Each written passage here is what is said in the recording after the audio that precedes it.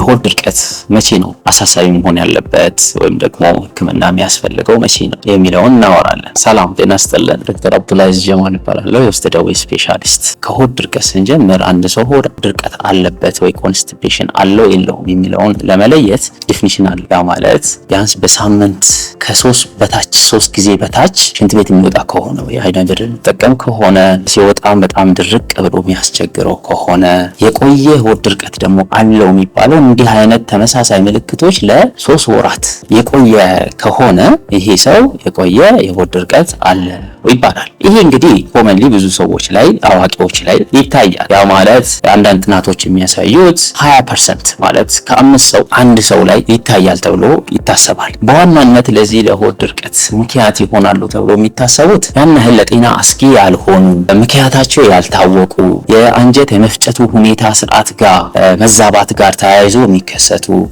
ብዙ ጊዜ ደግሞ ከምንጠቀመው የምግብ አይነት ጋር ተያይዞ ሊከሰቱ ይችላል። በተለይ ግን ቆየት ያለ የሆድ ድርቀት ከ3 ወር በላይ የቆየ ሆድ ድርቀትና ተጨማሪ ምልክቶች ሲኖሩት ያም ማለት ደም ማነስ የሚኖረው ከሆነ የምግብ ፍላጎትና የክብደት መቀነስ ሲታከልበት ሲጨመር እንደዚሁም ተጨማሪ ሌሎችም እድሜያቸው 45 ዓመትና ከዛ በላይ የሆኑ ሰዎች ላይ ሲታይ እነዚህ ሌሎች ምክንያቶች ሊኖሩት ይችላሉ ተብሎ ይታሰባል። በተለይ አንጀት አካባቢ ቼክ መደረግ ሊያስፈልገው ይችላል። እንደዚሁም እንደ ምክንያት ይሆናሉ ተብሎ የሚታሰቡ የተለያዩ ከሆርሞኖች ጋር የተያያዙ ለምሳሌ የእንቅርት ሆርሞን መቀነስም ጋር ተያይዞ የሆድ ድርቀት ከሰት ይችላል። በዚህ በአጠቃላይ ለጤና አስጊ ያልሆነ የሆድ ድርቀት ጎራው በዛ ያለ ነው።